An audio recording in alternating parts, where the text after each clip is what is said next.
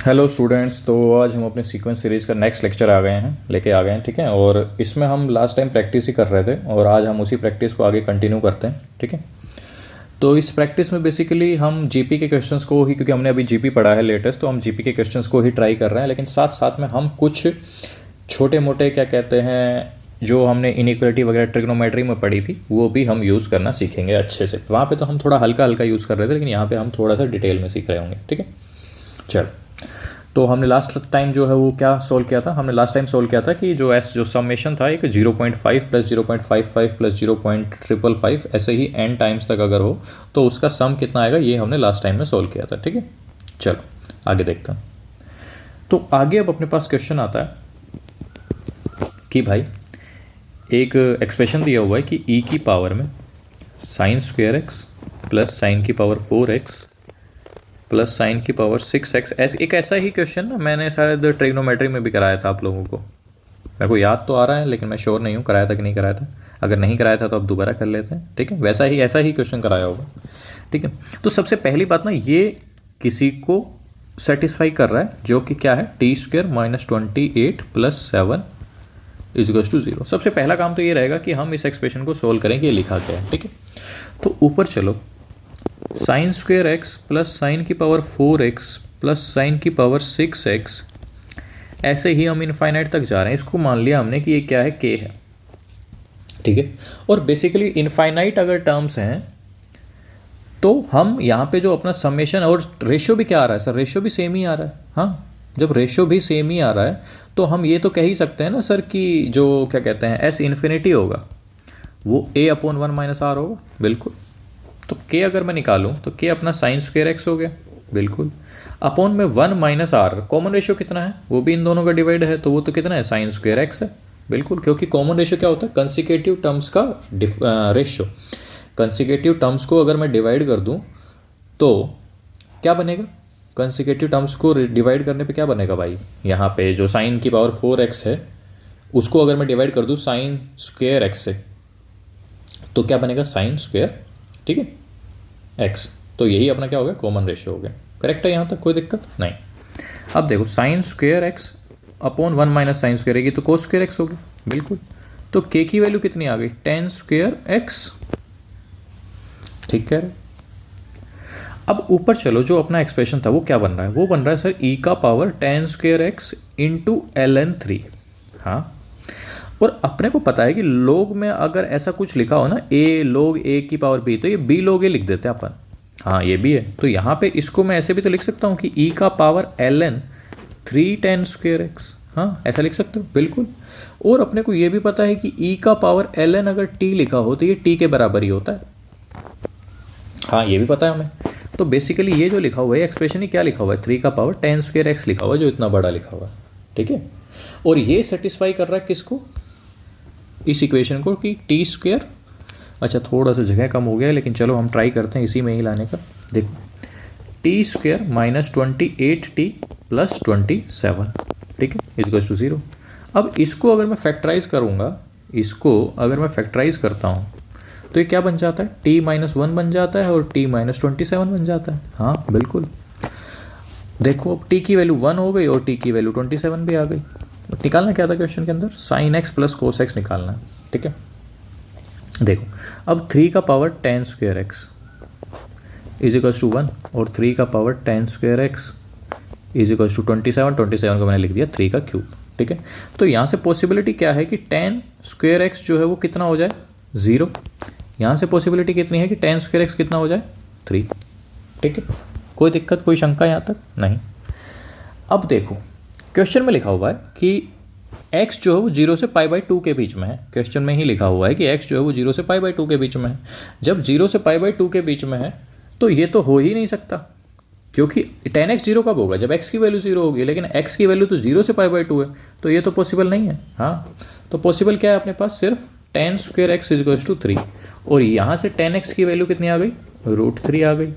हाँ, और यहाँ से मैं कह सकता हूँ कि x की वैल्यू कितनी आ गई सर, π/3 आ गई, क्योंकि x अपना 0 से π/2 के बीच में है, इसलिए। ठीक है सर, निकालना क्या था अपने को, निकालना था 1 upon sine X plus cos x, हाँ ये भी था।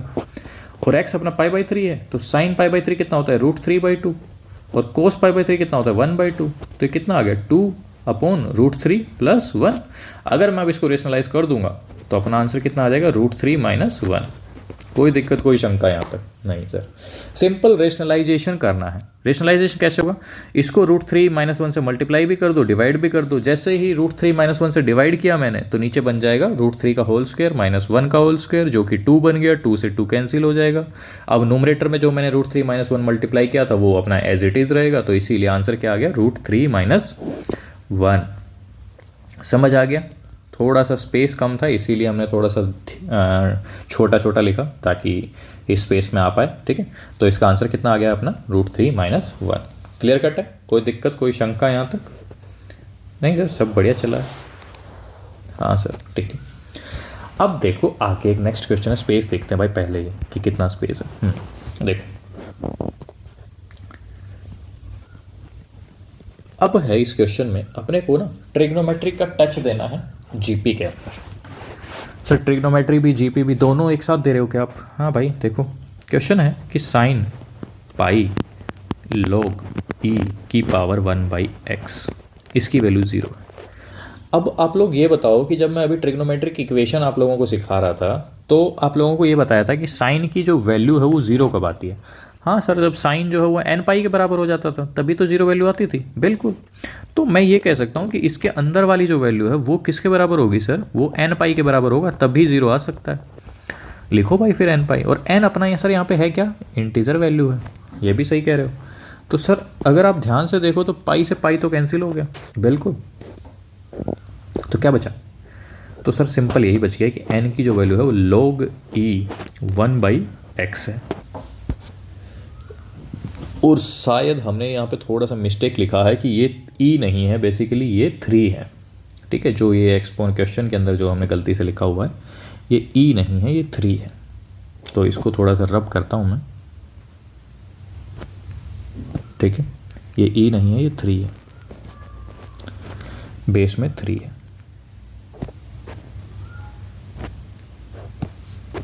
बेस 3 हो गया, बेस यहाँ पे भी 3 लिख दिया। हाँ अब ठीक है। तो ये बेस क्या था अपना, 3 है बेस।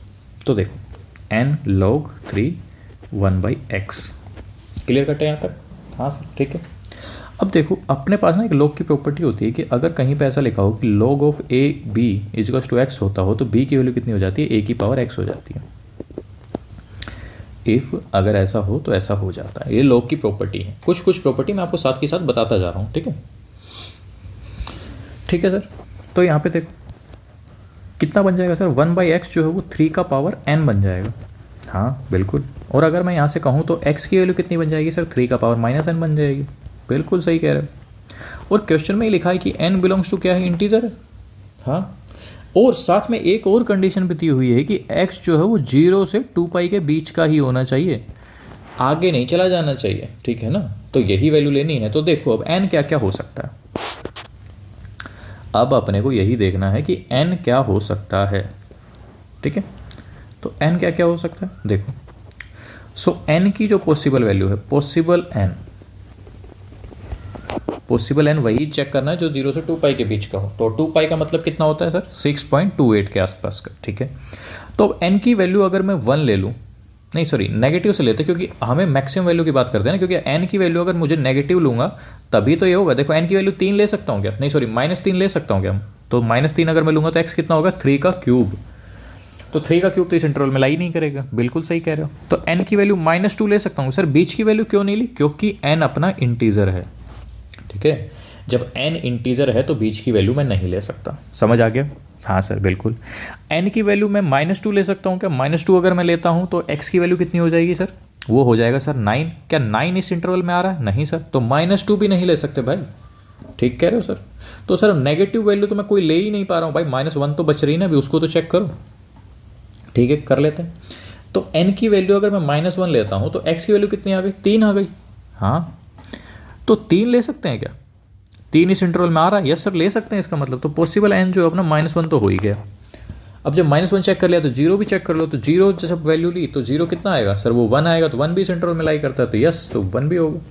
अब ऐसे ही 1 लिख के देखो तो 3 की पावर -1 भी होगा, 3 की पावर -2 भी होगा।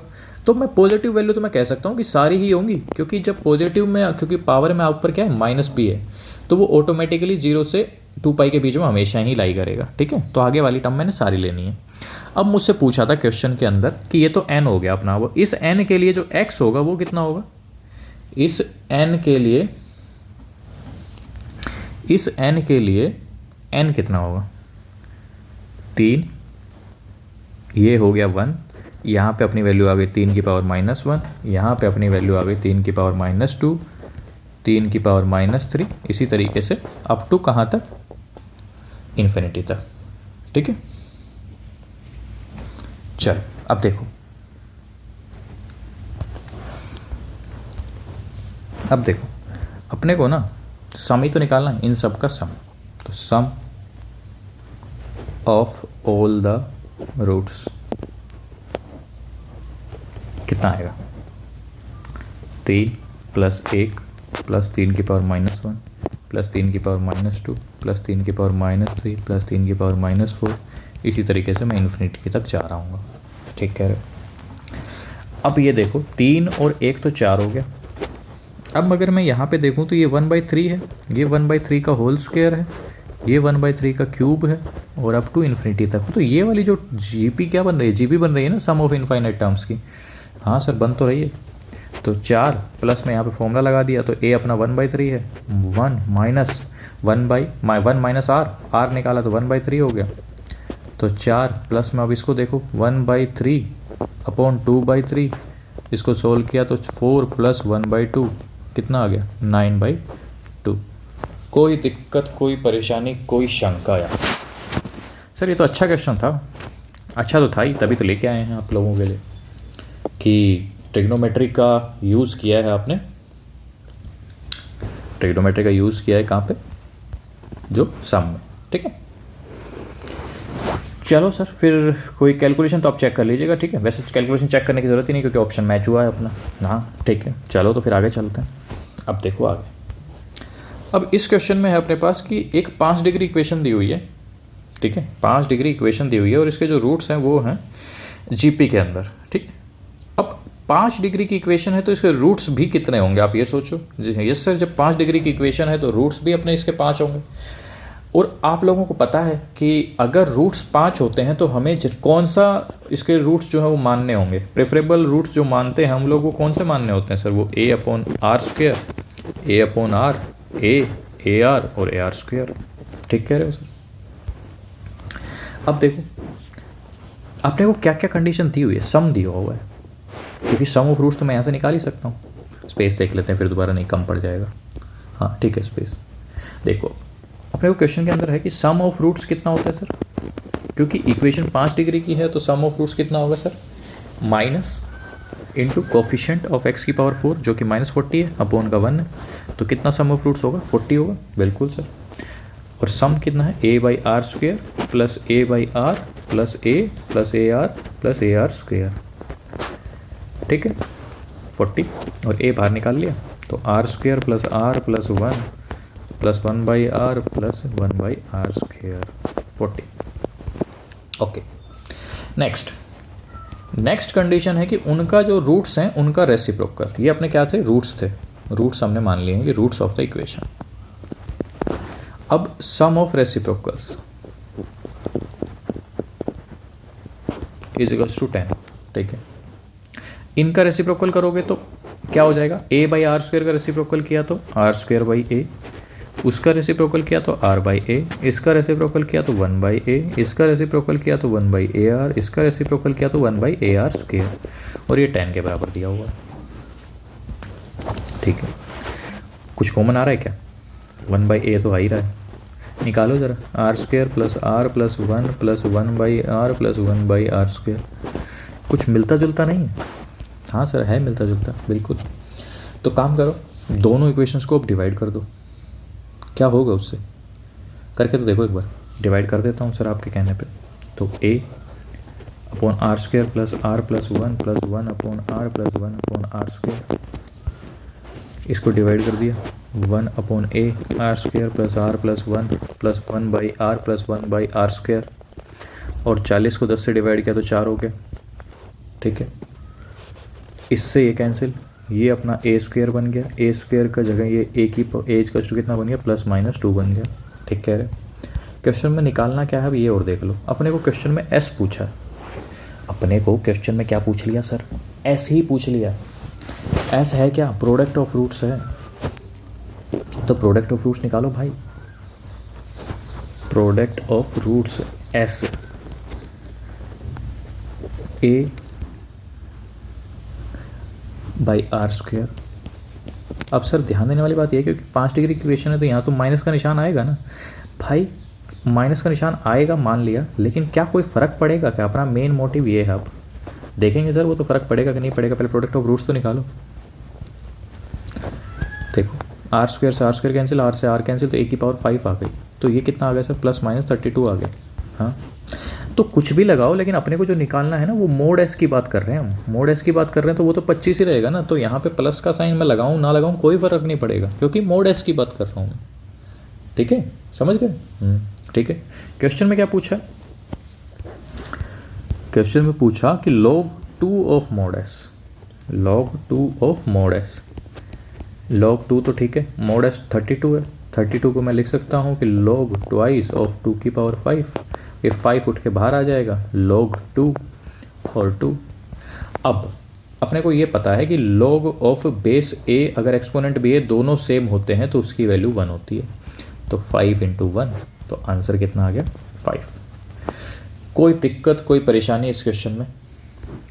नहीं सर, सब ठीक लगा। तो हम ज्योमेट्रिक प्रोग्रेशन के अंदर हम ट्रिग्नोमेट्री का भी रिलेटेड क्वेश्चन कर रहे हैं, हम क्वाड्रेटिक इक्वेशन से रिलेटेड भी क्वेश्चन कर रहे हैं। ठीक है, तो बेसिकली ये हुआ कि हम मिक्स क्वेश्चन की ही प्रैक्टिस कर रहे हैं, जो कि हम जब चैप्टर ख़त्म हो जाएगा तब कुछ और प्रैक्टिस भी करेंगे। एक लास्ट लेक्चर अपना फिर प्रैक्टिस का ही रहेगा, ठीक, जिसमें हम मिसलिनियस क्वेश्चन करेंगे, मतलब सारे चैप्टर्स के। ठीक है, ठीक है सर। अब आ जाते हैं हम एक अलग क्वेश्चन पे, नेक्स्ट क्वेश्चन बोल देता हूँ मैं उसको, अलग क्वेश्चन तो क्या, नेक्स्ट क्वेश्चन पे, जो कि जेईई एडवांस का क्वेश्चन है। ठीक है, तो इस पर थोड़ा सा ध्यान दें क्या? ध्यान तो क्या ही देना, आसान क्वेश्चन है, ध्यान नहीं देंगे तो समझेंगे कैसे? तो ध्यान दो भाई, किसका वेट कर रहे हो? देखो जेईई एडवांस 2010 का क्वेश्चन है, इसमें अपने पास ये लिखा हुआ है कि A1 A2 A11 ये सेटिस्फाई कर रहे हैं एक रिलेशन को जिसके अंदर A1 15 है। क्या 15 है? A1 15 दिया हुआ है। पूरा पेज खाली है ना? हाँ पूरा पेज खाली है। देखो A1 तो 15 हो गया, 27 माइनस ट्वाइस ऑफ A2 जो है ये >0 है। ओके, और कंडीशन एक और है कि AK जो है अपना वो twice of AK -1 minus AK -2 है। ये क्या चीज़ दी हुई? ऐसा तो हमने पहली बार देख रहा हूँ। देखो इसको थोड़ा सा अच्छे से लिख के दिखाता हूँ ताकि आप लोग पहचान पाएँ कि ये दिया हुआ क्या है। अब इस जो इक्वेशन ने है ना वो मास्क पहना हुआ है, तो हम इसका मास्क उतारेंगे शायद तब आप समझ पाएंगे क्या है ये, क्योंकि आप इससे मिले हुए हैं। हाँ मिले हैं सर हम इससे, भाई रोज़ आप इसी से ही मिलते हैं। हमारे घर वाले हैं क्या ये? नहीं, देखो तो सही, रुको तो सही। AK -2 उठ के इधर आ गया, AK -2 और ट्वाइस ऑफ AK -1। ठीक, अब ये देखो अगर मैं AK -1 उठा के इधर दे दो और एक AK -1 तो उधर ही रहा, ये उठ के उधर चला गया। अब मिले हो क्या आप? सर अभी भी थोड़ा थोड़ा ही मिले हैं, अभी एग्जैक्ट तो नहीं समझ में आ रहा। तो अब एक काम करो, एक K की वैल्यू आप 3 मान लो, K की वैल्यू क्या मान लो? 3 मान लो। तो क्या लिखा हुआ है? A3 - A2 और A2 - A1। ये क्या है? कंसेक्यूटिव टर्म्स का डिफरेंस नहीं है ये? हाँ सर। अच्छा तो ये GP दी हुई है, AP दी हुई है क्या? हाँ सर ये AP ही दी हुई है, बिल्कुल यही समझाना चाह रहा था मैं कि इट इज़ AP। अब तो समझ गए सर, अब कोई दिक्कत नहीं। हाँ ठीक है, चलो अच्छी बात है, समझ गए हो तो। अब चलते हैं अपन क्वेश्चन पे कि AP अपने को जो दी हुई है वो हमने मान ली कि पहली टर्म तो क्वेश्चन में दी हुई है कि कितनी है? 15 है। ठीक है, वहाँ तक तो कोई दिक्कत नहीं होगी। हाँ सर वहाँ तक कोई दिक्कत नहीं है हमें। तो AP अपन ने मान ली 15, फिर 15 + D, फिर 15 + 2D, और ऐसे ही 11 टर्म्स अगर हैं तो लास्ट वाली टर्म क्या हो जाएगी? 15 + 10D। क्लियर कट यहाँ तक? हाँ सर यहाँ तक सब ठीक है। आगे देखो फिर क्या है, A1² प्लस A2² A11 तक, A1² A82² A3² ऐसे ही A11 तक अपॉन 11 इज इक्वल्स टू 90। ठीक, A1 देखो, A1 कितना है 15 का स्क्वायर है, A2 कितना है 15 प्लस D का स्क्वायर है, A3 कितना है 15 प्लस 2D का स्क्वायर है। ठीक है, ऐसे ही A11 क्या है 15 प्लस 10D का स्क्वायर है। ठीक है 90। अब इससे मिलो, एक अगर मैं इसकी आइडेंटिटी खोलूँगा, इसकी आइडेंटिटी अगर मैं खोलूँगा तो 15 का स्क्वायर तो हर कहीं होगा, बिल्कुल होगा, और कितनी बार होगा 11 बार होगा। ठीक है, ऐसे ही अगर मैं अब इसकी आइडेंटिटी दोबारा खोलूँगा तो एक D² आएगा सर, वो D² यहाँ भी होगा, फिर यहाँ भी होगा, आगे भी, फिर इससे आगे भी होगा, और फिर लास्ट में भी होगा 10² तक। हाँ, ऐसे ही अब D वाला एक्सप्रेशन भी आएगा, तो D यहाँ पे जब पहले वाला D देखूंगा मैं तो देखो अपना कितना रहेगा, 15D तो रहेगा ही। क्या करना है इसमें 2D, वो जो आप एक्सप्रेशन नहीं होता A प्लस बी का होल स्क्वायर, तो ट्वाइस ऑफ AB वाली टर्म मैं लिखूंगा यहाँ पे। तो ट्वाइस ऑफ AB में पहले क्या आएगा अपने पास 2 4, ऐसे ही लास्ट तो आएगा वो कितना आएगा 20। ठीक है, ठीक है सर, 11 90। अब देखो, अब इन सब का सम ना, मैं इन सब का सम आप निकाल सकते हैं, आराम से निकाल सकते हैं, बिल्कुल निकाल सकते हैं सर। तो मैं इसका सम डायरेक्ट लिख दे रहा हूँ, ठीक है, आप निकालते रहना। ठीक है, तो ये अपना आएगा 10 11 और 21 अपॉन 6, तो 5 और ये 7 और 77 इंटू 5 5 35 385। ठीक है, तो ये आएगा 385D²। ठीक है, और अपॉन में 11 तो है ही, प्लस ये अपना आएगा 15D इंटू में 2। सम निकालना है, सम आप निकाल लेना। ठीक है, मेरे तरीके से ज़रूरी नहीं है, मैं आगे वैसे बताऊंगा आपको कि क्या कर रहा हूँ मैं। ठीक है, स्पेशल सीरीज जब मैं पढ़ाऊंगा तब। तो 15D इंटू में 2 बाहर आ गया 10, तो 10 इंटू 11 बटे 2 अपॉन 11, 11 से 11 कैंसिल, 2 से 2 कैंसिल, इक्वल्स टू 90 हो गए। ठीक है, अब देखो यहाँ पे देखो बचा क्या है अपने पास 225, प्लस में यहाँ पे बच गया 35D², प्लस में यहाँ पे बच गया 150D और इज इक्वल टू 90। ठीक है, 35D² प्लस में 150D और यहाँ पे बच गया अपने पास 5 135। ठीक है, 5 से काटा तो 7D² 30D और 27।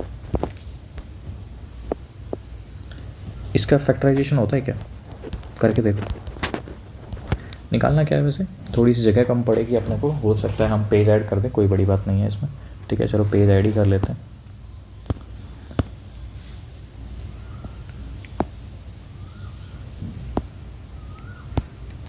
ठीक है, पेज ऐड कर लिया अपन ने। देखो अब इसका जब फैक्टराइजेशन अगर मैं करूँगा तो 21D और 9D हो गया है, ये 21D और 9D हो गया, प्लस 27 हो गया, इज इक्वल टू 0 आ गया। ठीक है, यहाँ तक 7D मैंने बाहर निकाल लिया तो D प्लस 3 बच गया, 9 मैंने बाहर निकाल लिया तो D प्लस 3 हो गया। अब देखो 7D प्लस 9 और D plus 3 is equal to 0, तो D की वैल्यू 2 आ गई अपने पास, एक तो माइनस का 9/3 आ गई, एक D की वैल्यू -3 आ गई।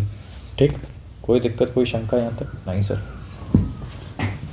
अब क्वेश्चन पे वापस चलो। क्वेश्चन में लिखा हुआ है कि 27 माइनस ट्वाइस ऑफ A2 जो हो ग्रेटर देन 0 है। 27 माइनस ट्वाइस ऑफ A2 जो हो ग्रेटर देन 0 है। ठीक है, और 27 माइनस ट्वाइस ऑफ A2 मतलब 15 प्लस D, बिल्कुल, और ये ग्रेटर देन 0 आना चाहिए। ठीक है, तो यहाँ से कितना हो गया सर, माइनस का 2D माइनस का 3 ग्रेटर देन इक्वल टू 0। ठीक है, अब देखो for D is equal to -9/7 के लिए कितना हो रहा है, 18/7 माइनस का 3 क्या ग्रेटर देन 0 है, not true. For D is equal to -3 6 minus 3 greater than 0 true. तो अपना जो D है वो -3 है और A1 जो अपना है वो है 15। ठीक, अब क्वेश्चन में निकालना क्या है वो देख लेते हैं। तो अब क्वेश्चन में निकालना है अपने को कि A1 A2 A11 upon 11, A1 A2 up to A11 और उसको डिवाइड कर देना है 11 से। ठीक, हाँ ठीक है बिल्कुल। तो A1 अपना 15 हो गया, A2 अपना कितना हो गया 15 प्लस D, ऐसे ही 15 प्लस 2D, और लास्ट वाली जो टर्म होगी वो होगी 15 प्लस का 10D और अपॉन में 11। ठीक है, तो 15 तो ऑलरेडी 11 बार है। ठीक है, तो 15 ही रहेगा वो तो। अब D वाला चेक कर लो, 1 है 2 है अप टू 10 तक है, और 11 से डिवाइड करना है इसको। ठीक है, 15, D कितना है -3 है। इसको अगर मैं चेक कर रहा हूँ तो 10 × 11/2 अपॉन 11, 11 से 11 कट गया, तो 15 - 15 = 0 आता। सर यहाँ पे क्या किया आपने, सिंपल आप अपनी कैलकुलेशन कर लेना, सिंपली जोड़ देना सबको, कितना आएगा 55 आएगा। 55 को 11 से काट दिया मैंने तो 5 आ गया, 5 को 3 से मल्टीप्लाई कर दिया तो यहाँ पे -15 आ गया, इसलिए 15 - 15 कितना हो गया 0 हो गया। कोई दिक्कत कोई शंका इस क्वेश्चन में? अच्छा क्वेश्चन था। ठीक है, सिंपल, वैसे दिखने में AP डायरेक्ट नहीं दी हुई थी, AP अपने को पकड़नी थी कि AP है ये। ठीक है, जो कि हमने पहले AP पकड़ी, पहले मैंने AP को समझा कि हाँ AP है, उसके बाद फिर मैंने आपको फील करवाया कि AP वास्तव में है। ठीक है, तो ऐसे ही क्वेश्चंस ऐसे यही आते हैं, लेकिन अपने को बस देखना होता है कि कंडीशन एक वेरीफाई करनी होती है, क्योंकि क्वेश्चन में ना सारी कंडीशन दी हुई होती हैं, बस सिर्फ उनको समझना है और उसको अप्लाई करना है। ठीक है, क्लियर कट है यहाँ तक? कोई दिक्कत कोई परेशानी नहीं सर? चलो आगे चलो फिर। देखो एक और क्वेश्चन है जो 2020 में आया था, जो कि 2020 में आया था। ठीक, चलो इसको भी देख लेते हैं 2020 वाले को।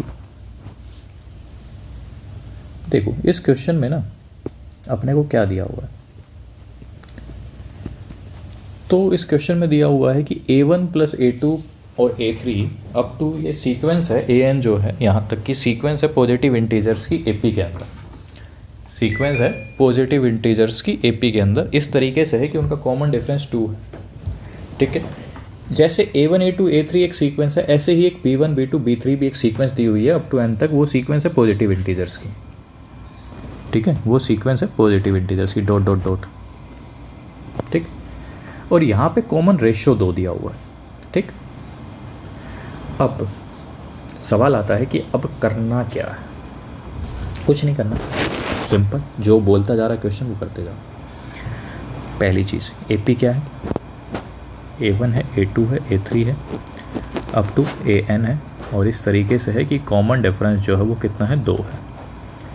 ऐसे ही एक GP दी हुई है, तो GP के अंदर क्या है B1 है B2 है B3 है अप टू BN है, इस तरीके से है कि कॉमन डिफरेंस कितना है, सॉरी कॉमन रेशियो कितना है, कॉमन रेशियो जो है वो 2 है। ठीक है, और साथ में एक कंडीशन दी हुई है कि A1 और B1 दोनों ही क्या है C हैं, A1 B1 दोनों की वैल्यू ही कितनी है C है, तो इन दोनों को हटा के मैं क्या लिख देता हूँ C लिख देता हूँ। ठीक, आगे चलो। आगे है कि the number of all possible values of C for which the equality holds. अच्छा, इक्वलिटी क्या है, twice of A1 + A2 up to AN is equals to B1 + B2 up to BN। ठीक, अब देखो अपने को ये तो पता ही है कि ये AP है इधर वाली, और AP की टर्म्स को अगर कॉमन डिफरेंस अपने को पता ही है तो हम सारी टर्म्स लिख सकते हैं बिल्कुल। तो A2 अपना कितना आ जाएगा भाई, A2 अपना आ जाएगा C+2, A3 कितना आ जाएगा C+4, इसी तरीके से सारी टर्म मैं लिख सकता हूँ बिल्कुल। तो B2 कितना आ जाएगा सर, B2 2C आ जाएगा, B3 4C आ जाएगा, ऐसे ये भी लिख सकता हूँ मैं बिल्कुल, आप लिख सकते हो, कोई दिक्कत नहीं है उसमें। तो सर फिर लिख देते हैं हम, लिख दो, कोई दिक्कत नहीं रहेगी, आप लोग आसानी से सोल्व कर लोगे। देखो ट्वाइस, अब क्योंकि ये मैं ये भी तो कंसिडर कर सकता हूँ ना कि ये पहली n टर्म्स का ही जोड़ है। हाँ सर, तो इसको बजाय कि मैं वैसे लिखने के मैं डायरेक्ट फॉर्मूला अप्लाई कर देता हूँ कि n/2 ट्वाइस ऑफ A कितना है सर यहाँ पे A1 कितना है C है, तो twice of A plus n-1 लिख दिया इंटू D कितना है इस केस में 2 है सर, तो 2 लिख दो। ठीक है सर, यहाँ तक। अब B1 B2 और ये Bn जो है यहाँ पे, अब यहाँ पे बात करनी है अपने को। हाँ ठीक है, तो देखो यहाँ पे कॉमन रेशियो की बात हो रखी है। अब ये अगर जीपी है तो जीपी के लिए भी तो अपना जो सम का फॉर्मूला होता है ना, हाँ भाई फॉर्मूला होता है, बिल्कुल होता है। तो ए फॉर्मूला क्या होता है sir, S N is equals to A into R की power n minus one upon R minus one, ये फॉर्मूला होता है बिल्कुल। तो ए क्या है अपना सर, सी है, फिर आर क्या है सर, 2 है, और उसकी पावर कितनी है, n है, माइनस वन है अपॉन 2 माइनस वन है, 3 हो गया। यहाँ तक कोई दिक्कत आप लोगों को? नहीं सर कोई दिक्कत नहीं है, सब बढ़िया है एकदम। देखो अब आगे, 2 से 2 कैंसिल, क्या बचा n, 2c plus 2n minus का 2। इधर अगर मैं आ जाता हूँ,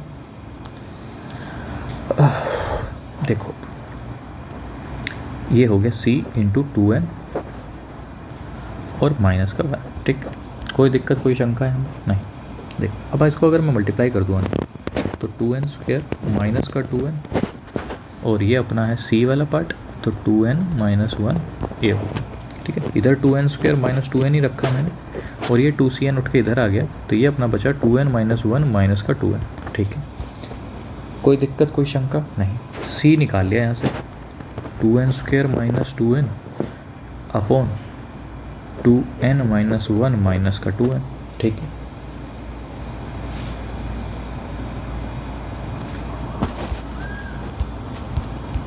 अब देखो कि अपने को क्वेश्चन में लिखा हुआ है कि number of all possible values of C. अब देखो क्वेश्चन में ये तो लिखा हुआ था ना ऑलरेडी कि a1 है वो क्या है, सीक्वेंस है पॉजिटिव इंटीजर्स की, ठीक। अगर a1 पॉजिटिव इंटीजर्स की सीक्वेंस है और a1 अपना क्या है, c है, तो ये भी क्या हुआ, पॉजिटिव इंटीजर ही हुआ। हाँ पॉजिटिव इंटीजर हुआ, ये मैं कह सकता हूँ कि नेचुरल नंबर हुआ, ये भी तो कह ही सकता हूँ। हाँ बिल्कुल ठीक है।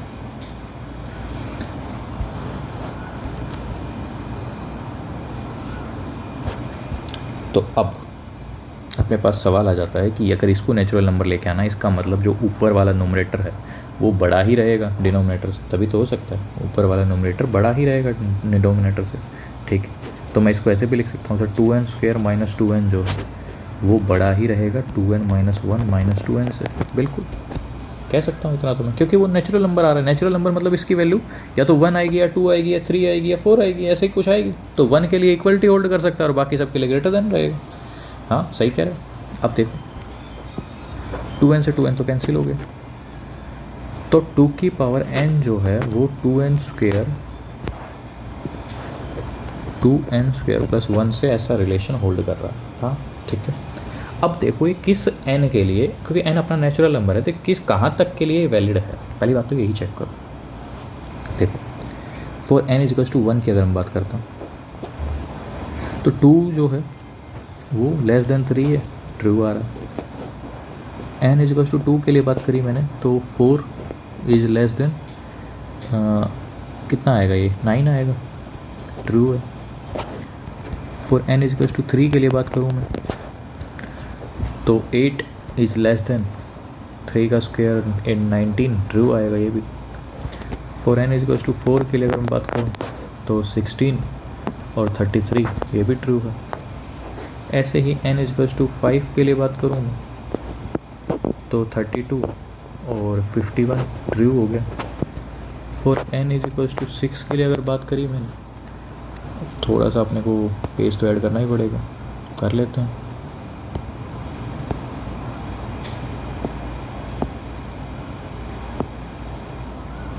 ठीक है देखो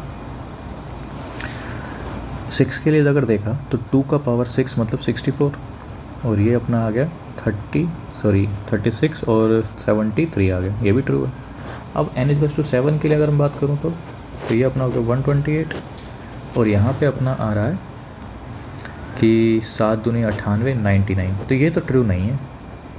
ऐसे ही अगर मैं आगे बात करूँगा n इज टू 8 के लिए तो भी ये 2 की पावर 8 कितना हो जाएगा 256, और ये लेस देन 64 129 होगा, ये भी ट्रू नहीं है। तो इसका मतलब ये हुआ कि अपना ये जो है ये कहाँ तक के लिए ट्रू हो रहा है, सिर्फ n इज टू 6 तक के लिए होल्ड हो रहा है।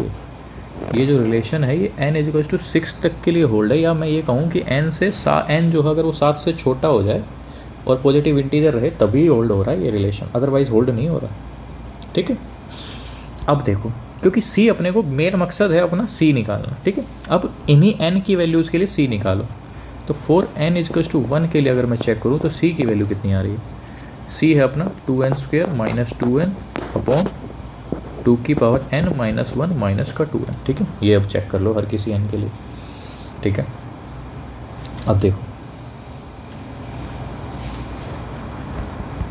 तो 2 minus 2 upon 2 minus 1 minus 2 zero आ गया। सी नेचुरल नंबर तो नहीं है, तो ये तो कैंसिल हो गया, does not belongs to n। ठीक है, ऐसे ही अब क्या करो, सी निकालो 2 के लिए। तो ये कितना हो गया? 8 माइनस 4, 4 माइनस 1 माइनस 4 माइनस 4 आ गया। ये भी नेचुरल नंबर नहीं है, क्योंकि सी नेचुरल नंबर होना ज़रूरी है भाई। तो अपने को वहीं रुकना है जहाँ पे सी नेचुरल नंबर हो जाएगा। तो 2 into 3 square minus 2 into 3 upon 2 का पावर 3 माइनस का 1 माइनस का 2 इंटू 3। अब देखो, 2 इंटू 3 स्क्वेयर 18 हो गया, माइनस का 6 हो गया, अपॉन में 8 माइनस 1 माइनस 6। तो सी की वैल्यू ही कितनी आ गई यहाँ से? 12 आ गई। सी की वैल्यू ही क्या आ गई यहाँ से? 12 आ गई। कोई दिक्कत? और क्योंकि ये नेचुरल नंबर बन रहा है तो हम कह सकते हैं कि सी तो 12 हो सकता है। पूछा क्या था क्वेश्चन के अंदर? अच्छा, क्वेश्चन के अंदर पूछा कितनी पॉसिबल वैल्यूज़ हैं, तो इसका मतलब तो हमें सब चेक करना पड़ेगा, आगे भी चेक करना पड़ेगा n इज़ टू 4 के लिए भी, क्योंकि यहाँ हम नहीं रुक सकते हैं, क्योंकि अपने को चेक करनी है कि कितनी पॉसिबल है। तो c is to 2 into 4 square minus में 2 इंटू 4 और 2 का पावर 4 माइनस 1 माइनस 8। तो ये हो गया अपना 32 माइनस 8 24, और यहाँ पे अपना आ गया 16 माइनस 9 7, जो कि नेचुरल नंबर नहीं है। n इज टू 5 के लिए भी चेक कर लो। तो c अपना आएगा 50 माइनस 10 अपॉन में 32 माइनस 11, तो 40 अपॉन में 21, जो कि नेचुरल नंबर नहीं है।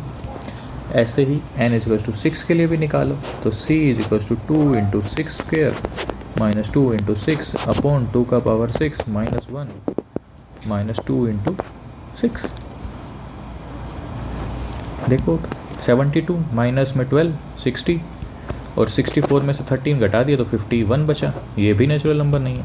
इसका मतलब सिर्फ एक ही पॉसिबल वैल्यू थी। So there exist only one possible value of C. सिर्फ एक ही पॉसिबल थी सी की, जो कि कितनी थी अपनी? 12। ठीक है, तो ये क्वेश्चन आप लोग समझ गए होंगे। इस क्वेश्चन में जो दिया हुआ था उस इन्फॉर्मेशन से हमने कैसे इसको सॉल्व किया है। ठीक है, कोई दिक्कत कोई परेशानी इस क्वेश्चन में? मैंने एकदम डिटेल में समझाया है आप लोगों को। ठीक है, समझ गए होंगे आप लोग। यस सर, समझ गए। चलो आगे चलो फिर। अब आ जाता है अपने पास AM greater than GM technique. ये AM ग्रेटर देन GM क्या है? ये तो कुछ तो पढ़ा था ऐसा, AM ग्रेटर देन GM जैसा। हाँ सर, पढ़ा है। तो वही देखो कि हमने मान लिया कि सर अगर A और B कोई पॉजिटिव नंबर है, A और B two positive numbers, A और B अगर कोई दो पॉजिटिव नंबर्स हैं, देन एक रिलेशन होल्ड होता है। देन रिलेशन होल्ड्स, जो रिलेशन क्या है अपना, कि जो AM है वो greater than equal to GM होता है। मतलब कि दो नंबर्स का AM निकाला, A और B का, वो जो है वो GM से बड़ा होगा। ऐसा कुछ रिलेशन होल्ड होगा हमेशा। ठीक, या इसको ये भी कहूँ मैं कि A प्लस B जो है वो greater than equal to twice of root AB होगा। ठीक, कोई दिक्कत इसमें नहीं सर? तो यही AM greater than GM technique है क्या? बिल्कुल यही है ये। लेकिन कब वैलिड है? पॉजिटिव नंबर्स के लिए ही वैलिड है। और यहाँ पे जो इक्वलिटी का सिंबल भी लगा रखा है मैंने, तो इक्वलिटी होल्ड्स होती है, equality holds if and only if, कब? जब दोनों नंबर्स क्या हो जाएं? बराबर हो जाएं। इक्वलिटी सिर्फ तब होती है। ठीक है, तो सर क्या ये AM ग्रेटर देन GM सिर्फ दो नंबर के लिए ही होता है? नहीं, ऐसा कुछ नहीं है। ये तभी भी वैलिड रहेगा अगर नंबर्स अपने कितने हो जाएं? n नंबर्स हो जाएं। अगर x1 x2 x3 ऐसे ही xn नंबर्स हैं जो कि बिलोंग किससे कर रहे हैं? R प्लस से पॉजिटिव रियल नंबर्स हैं, तो इन सब का जो जोड़ है, देन x1 x2 x3 और अप टू xn, n जो है वो greater than x1 x2 up to xn, और ये वैल्यू किसके बराबर आ जाएगी 1/n के। तो ये भी अपनी क्या है, am greater than gm he technique है। समझ गए कि नहीं समझे? तो ये हो गई n नंबर्स के लिए। क्लियर कट है यहाँ तक? वो 2 नंबर्स के लिए लिखा था मैंने, ये यहाँ पे n नंबर्स के लिए लिख दी। ठीक है, तो ये क्या थी अपनी am greater than gm technique. Clear cut है? ठीक है, अब इसी से रिलेटेड कुछ सवाल देखते हैं कि am greater than gm technique क्या होती है। ठीक है, तो देखो इसमें ना क्वेश्चन में पहले ही लिखा हुआ है कि x ग्रेटर दैन 0 है, y ग्रेटर दैन 0 है और z भी ग्रेटर दैन 0 है। तो सबसे पहली कंडीशन जो थी कि पॉजिटिव नंबर्स के लिए ही वैलिड होती है, जो कि यहाँ पे वैलिड हो पा रही है क्योंकि सब ही क्या है, पॉजिटिव नंबर्स हैं। बिल्कुल सर, यहाँ पे मैं लिख सकता हूँ। जब ये हम लिख सकते हैं तो हम ये भी कह सकते हैं सर कि x प्लस वाई बाई 2 जो है यहाँ पे रूट ऑफ एक्स वाई से बड़ा होगा। बिल्कुल कह सकते हो। ठीक है, तो इसके बाद ये अपनी कंडीशन क्या आ गई है सर कि x प्लस वाई जो है वो greater than equal to 2 root x y हो गया। बिल्कुल सही कह रहे हो सर। जब अपने को x और y क्या थे, 0 से बड़े थे, तब ही लिख सकते हैं ये, अदरवाइज़ नहीं लिख सकते हैं। ठीक है, सेकेंड कंडीशन सेम चीज़ हम y और z के लिए भी अप्लाई कर सकते हैं क्योंकि y और z भी क्या है, पॉजिटिव नंबर्स हैं। तो अगर ये पॉजिटिव नंबर्स है तो वहाँ पे भी मैं ये रिलेशन होल्ड करवा सकता हूँ इनसे कि y प्लस जेड जो है वो ग्रेटर देन इक्वल टू होगा twice of root Y Z. Yes sir. अब सेम कंडीशन में जेड के लिए भी तो लगा सकता हूँ। सर आपको पता कैसे चल रहा है कि जेड के लिए भी लगाना है? क्वेश्चन को देखो, क्वेश्चन में क्या लिखा हुआ है। क्वेश्चन में लिखा हुआ है कि x प्लस वाई भी है, y प्लस जेड भी है और z प्लस एक्स भी है। 3 टर्म्स हैं। ठीक है, तो इसलिए तीनों के लिए रिलेशन लगाना पड़ेगा। ठीक है, तो सर z प्लस एक्स के लिए भी लगाएंगे तो क्या रिलेशन आ गया, twice of root z x. ये अपनी हो गई थर्ड इक्वेशन। सर 3 इक्वेशन तो मिल गई, अब क्या करना है? क्वेश्चन में लिखा हुआ है कि x plus y into y plus z into z plus x. Sir LHS part देखो, x प्लस वाई भी है, y प्लस जेड भी है और z प्लस एक्स भी है। तो क्या करें, तीनों का मल्टीप्लाई कर देते हैं। कर दो सर। तो x plus y into y plus z into z plus x greater than equal to, तो भी अपना हर किसी में मल्टीप्लाई होगा तो 8 बन जाएगा। बिल्कुल, root of x y root of y z into root of z x. अब देखो RHS पार्ट पे फोकस करो। RHS पार्ट में क्या है? RHS पार्ट में है सर कि 8 तो लिखा ही हुआ है। अब मैं अगर इनको मल्टीप्लाई कर दूं तो रूट एक्स 2 बार है। जब रूट एक्स 2 बार मल्टीप्लाई होगा तो x बनेगा। सिमिलरली y भी बनेगा और z भी बनेगा। निकालना क्या है सर अपने को? अपने को निकालना है कि x plus y into y plus z और z प्लस एक्स को डिवाइड करना है x वाई जेड से, और उसकी मिनिमम वैल्यू मांगता है अपने को। ठीक है, तो क्या करें, x वाई जेड से डिवाइड कर दो दोनों तरफ। अब जैसे ही डिवाइड किया एक्स वाई जेड से तो क्या मिल गया सर, ये ग्रेटर देन इक्वल टू 8 आ गया। पूछा क्या था अपने से, मिनिमम वैल्यू। जब हम कह रहे हैं इस एक्सप्रेशन की वैल्यू 8 या 8 से बड़ी होगी तो इसका मतलब इसकी मिनिमम वैल्यू कितनी हो गई, 8 हो गई सर। तो यही अपने को निकालना था इस क्वेश्चन में। तो ये एप्लीकेशन हो गई AM greater than GM technique की। ठीक है, या मेथड की। आप लोगों को समझ आया होगा। चलो हम इसी से रिलेटेड एक क्वेश्चन और देखते हैं। ठीक है, अब इसमें क्योंकि हम ट्रिग्नोमेट्री पढ़ चुके हैं तो अब हम इसको ट्रिग्नोमेट्री से मिक्स करते हुए पढ़ते हैं। ठीक है, तो देख क्वेश्चन है कि tan A plus tan B plus tan C जो है वो है 3√3 के बराबर। और अपने को क्वेश्चन कह क्या रहा है कि भाई इसको इक्विलेटरल के बराबर प्रूफ करके दिखाओ। किसको? ट्रायंगल ABC को। सर ट्रायंगल ABC को प्रूफ क्या करना हुआ, इक्विलेटरल। या दूसरे वे में अपने को वो ये भी कह सकता है कि सर आप प्रूफ करके दिखाओ कि एंगल A, B और C तीनों कितने हैं, 60 डिग्री के हैं। सर ऐसा तो नहीं लिखा, इक्विलेटरल का मतलब यही होता है कि सारे एंगल्स जो हैं वो 60 डिग्री हैं। ठीक है, तो देखो गिवन जो कंडीशन है वो है अपनी tan A plus tan B plus tan C is equals to 3√3। ठीक है, जब ट्रिग्नोमेट्री पढ़ रहे थे ना तो वहाँ पर मैंने एक कंडीशन लिखवाई थी कि अगर तीनों एंगल्स का जो जोड़ है वो 180 डिग्री हो जाता है तो tan A plus tan B और प्लस tan C जो है ये बराबर आता है tan A into tan B into tan C के। ठीक है, ऐसा हमने पढ़ा था कहाँ पे, ट्रिग्नोमेट्री चैप्टर के अंदर। ठीक, कब? जब A plus B plus C कितना हो, 180 डिग्री। क्योंकि ट्रायंगल प्रूफ करनी है तो सबका जोड़ जो है वो तो 180 डिग्री है ही, ऑब्वियस सी बात है। हाँ सही कह रहे हो। अब देखो अगर मैं यहाँ पे AM निकालना चाहूँ, AM मतलब अर्थमेटिक मीन निकालना चाहूँ इन तीनों नंबर्स का, तो कितना आएगा, tan A plus tan B plus tan C। ऊपर मैंने लिखवाया है ना शायद AM, देख लेता हूँ एक बार। इक्वलिटी होल्ड्स, ठीक है। इक्वलिटी होल्ड्स, या यहाँ पे मैं ये कह सकता हूँ कि A M is equal to G M कब होगा वो, ठीक है, कब होगा जब सारी टर्म्स क्या हो जाएंगी बराबर, ठीक है। तो देखो ए एम जो यहाँ पे निकाला मैंने 3 टर्म्स का, वो कितना आया, सबसे पहले तो ए एम निकाल के देखा, तो ए एम है अपने को जो इन सब का जोड़ है वो कितना है 3√3/3, तो कितना आ गया √3 आ गया, ठीक है सर। अब अगर कोई इन्हीं टर्म्स का अगर मुझे ये भी कह दे, क्योंकि ये तो होती है कंडीशन, अगर ऐसा होता है तो ये तो है ही, और मैं यहाँ से भी कह सकता हूँ कि 3√3 ही आ गया, बिल्कुल। अगर मैं अभी इन तीनों टर्म्स का अगर मैं वो निकालूँ जी एम, तो ज्योमेट्रिक मीन क्या होगा, टर्म्स का प्रोडक्ट कर दो और साथ में क्या कर लो, उनका पावर में चढ़ा दो एन, ठीक है सर, चढ़ा दो। अब क्वेश्चन के अंदर ही देखो ऊपर tan A into tan B into tan C जो है वो कितना दिया हुआ है, √3 दिया हुआ है, ठीक है। तो 3√3 का पावर 1/3, ठीक है। 3 इंटू √3 क्या कितना हो गया ये, 3 का पावर 3/2 और अपॉन 1/3, ठीक है। गला भी बैठ गया चलो 1 मिनट पानी पी लेता हूँ। हाँ भाई, तो देखो पानी पी के आया हूँगा तो आवाज़ थोड़ी अलग आ रही होगी। देखो अपने को ना ज्योमेट्रिक मीन दिया हुआ है 3√3 का पावर 1/3, ठीक है। तो अगर मैं यहाँ पे देखूँ तो 3 का पावर, ये टर्म्स जो प्रोडक्ट पावर्स जो है वो प्रोडक्ट में क्या हो जाती है, मल्टीप्लाई हो जाएंगी, तो यहाँ पे क्या बचेगा 3 का पावर 1/2, तो ये कितना आ गया √3 आ गया। तो ए एम भी कितना था √3, जी एम भी कितना है √3, और अपने को पता है कि A M is equals to G M आ रहा है, और ये कब पॉसिबल है, this is possible when equality hold कब होती है, जब टर्म्स क्या हो जाए बराबर, only when tan A is equals to tan B is equals to tan C is equals to √3 हो जाएगी। तो यहाँ से हम ये कह सकते हैं कि A की वैल्यू कितनी आ गई, π/3 आ गई, B की वैल्यू भी कितनी आ गई, π/3 आ गई, और C की वैल्यू भी कितनी आ गई, π/3। तो जो ट्रायंगल थी अपनी, सो ट्रायंगल ABC जो है अपनी वो इक्विलेटरल हो गई, ठीक,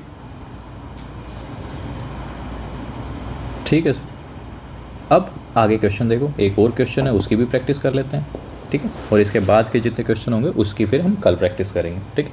ज़्यादा क्वेश्चन नहीं बचे, आई थिंक 2-3 क्वेश्चन बचे होंगे, वो करके उसके बाद फिर हम सीधा ही अपना हार्मोनिक प्रोग्रेशन स्टार्ट कर देंगे, ठीक। 3 ही क्वेश्चन बचेंगे, ठीक। उन 3 क्वेश्चन के बाद फिर हम हार्मोनिक प्रोग्रेशन स्टार्ट कर देंगे, क्योंकि जीपी के बहुत प्रैक्टिस हो गई है, और फिर हार्मोनिक प्रोग्रेशन के बाद हम चलेंगे अपना एजीपी पे, और उसके बाद स्पेशल सीरीज़, ठीक है, और कुछ इनइक्वलिटीज़ भी, ठीक। चल आगे चल। देखो अब इस क्वेश्चन में अपने पास क्वेश्चन में गिवन है कि a + b + c जो है वो 3 है, हाँ बिल्कुल, और जो टर्म्स हैं वो सारी क्या हैं, >= 0। जब >= 0 है तो ए एम और जी एम लगने के चांसेस तो हैं, ठीक है। लग पाएगी कि नहीं लग पाएगी वो दूसरी बात है, चांसेस हैं, मैंने ये बोला, ठीक है। अब देखो अपने को ना जो प्रूफ करना है वहाँ पे क्या दिख रहा है, वहाँ पे दिख रहा है सर a² b³ और c²। तो a² मतलब a इंटू a, b³ मतलब b into b into b, और c³ मतलब c इंटू c, ठीक है, ऐसा है इसका मतलब, बिल्कुल। तो टर्म तो सर a b c तो अपने पास कितनी बार थे, अब क्योंकि अपने को पता है कि जब हम ये फॉर्मूला लगाते हैं am > gm वाला, देखो ऊपर जहाँ मैंने फॉर्मूला लगा रखा है, तो जितनी बार x होता है उतनी ही बार यहाँ पे x1 आता है। ऐसा तो है नहीं कि x1 बढ़ जाता है अपने आप, नहीं सर ऐसा तो नहीं होता। तो यहाँ पे देखो, तो अगर मैं ये कहूँ कि मुझे यहाँ पे a 2 बार लेके आना है, तो मुझे इस तरफ वह भी a अपने को 2 बार चाहिए, बिल्कुल। तो एक काम करते हैं, मैं इस a को मुझे 2 बार लेके आना है, तो इसलिए मैं इसको कैसे लिख लेता हूँ सर, ऐसे लिख लेता हूँ a/2 + a/2, क्योंकि इससे फ़र्क कुछ नहीं पड़ा। अपना जो अपन जब जीएम लगाएंगे, जीएम के अंदर जब प्रोडक्ट करेंगे, तो इन दोनों का अगर मैं प्रोडक्ट करूँगा तो a² बन जाएगा, जो कि मुझे यहाँ पे चाहिए भी। हाँ सर बात तो आपने सही की है, और इधर भी फ़र्क नहीं पड़ेगा क्योंकि इन दोनों का जोड़ कितना होता है, a ही होता है, बिल्कुल सर सही किया आपने। अब आगे देखो सर, आगे आपने b जो है वो कितनी बार लिखा हुआ है, 3 बार। तो b को मैं 3 बार कैसे सेपरेट कर सकता हूँ सर इसको b/3 और b/3 लिख लो। अभी अगर इनको प्रोडक्ट करूँगा तो b कितनी बार आ जाएगा, 3 बार आ जाएगा ना, यस सर। अच्छा, ऐसा भी कर सकते हैं क्या? हम करना पड़ेगा, हमारे पास कोई ऑप्शन नहीं है, क्योंकि हमारे को जो प्रूफ करना है उसमें क्या चाहिए, ए 2 बार चाहिए, बी 3 बार चाहिए और सी भी 2 बार चाहिए, तो c/2 और c/2। हाँ सर, ये तो अच्छी ट्रिक है। अब जो नंबर्स अपन मानते थे जनरली कि जिसमें हम am/gm अप्लाई करते थे, वो अब अपने पास क्या हो गए हैं, वो अपने हो गए हैं a/2, a/2, b/3, b/3, फिर b/3 और c/2 और c/2। अब इसमें अप्लाई करो am>gm। ठीक है, अप्लाई कर लेते हैं। जब अप्लाई करा तो a/2 plus a/2 plus b/3 plus b/3 plus b/3 c/2 plus c/2, कितने टर्म्स हो गए टोटल? 3 और 3 6 और 1 7 टर्म्स हो गए। तो पावर में भी कितना चढ़ेगा? 7 ही चढ़ेगा, बिल्कुल। तो इनको प्रोडक्ट कर दो पहले तो, b/3 into b/3 into b/3 और फिर c/2 इंटू c/2 और पावर में कितना चला गया? 1/7, बिल्कुल। अब आगे देखो, ये ऊपर क्या है, a plus b plus c/7 ही है, ठीक है। और इधर a² b³ c² अपॉन में 2² 3³ 2² और 1/7। a प्लस बी प्लस सी कितना था? a प्लस बी प्लस सी तो 3 ही था, तो इसको 3 लिख दो। अब क्योंकि पावर तो हटानी पड़ेगी, तो मैं दोनों तरफ क्या करता हूँ, पावर 7 ले लेता हूँ, ठीक है। तो a² b³ c² जो है इधर है अपना 2 का पावर 4 इंटू 3 का पावर क्यूब, उठा के इधर भेज दिया। तो a² b³ c² जो है वो अपना आ गया 2 का पावर 4 3 का पावर क्यूब 3 का पावर 7 और 7 का पावर 7, ठीक है। कितना लेके आना है? 3 का पावर 10 लेके आना है, 2 का पावर 4 लेके आना है। तो अब इनको मल्टीप्लाई कर लो, तो इनको मैंने मल्टीप्लाई करना है सिंपल सा। 2 का पावर 4 ही है, इनको पावर्स को अगर मैंने ऐड कर दिया 3 का पावर 10 हो गया, नीचे 7 का पावर 7 है। यही प्रूफ करना था क्या? 3 का पावर 10 2 का पावर 4 7 का पावर 7, यही प्रूफ करना था, जो कि प्रूफ हो भी गया है। तो उम्मीद है कि आप लोग समझ भी गए होंगे कि am और gm का हम यूज़ कैसे करते हैं क्वेश्चंस के अंदर। ये क्या चल रहा है, अब इनइक्वलिटी चल रही है, या आप इसको am>gm भी कह सकते हो, ठीक है। इसी से रिलेटेड प्रॉब्लम्स हमने करी, ठीक है। तो आप लोग आसानी से समझ गए होंगे इससे ऐसे क्वेश्चंस को, कोई दिक्कत कोई शंका यहाँ तक नहीं। तो अब अपने एक क्वेश्चन ये, 2 क्वेश्चन और 3 क्वेश्चन, सिर्फ 3 क्वेश्चन बचे हैं और इसके बाद फिर हम चलेंगे हार्मोनिक प्रोग्रेशन पे, ठीक है। तो आज के लिए इतना ही, थैंक यू।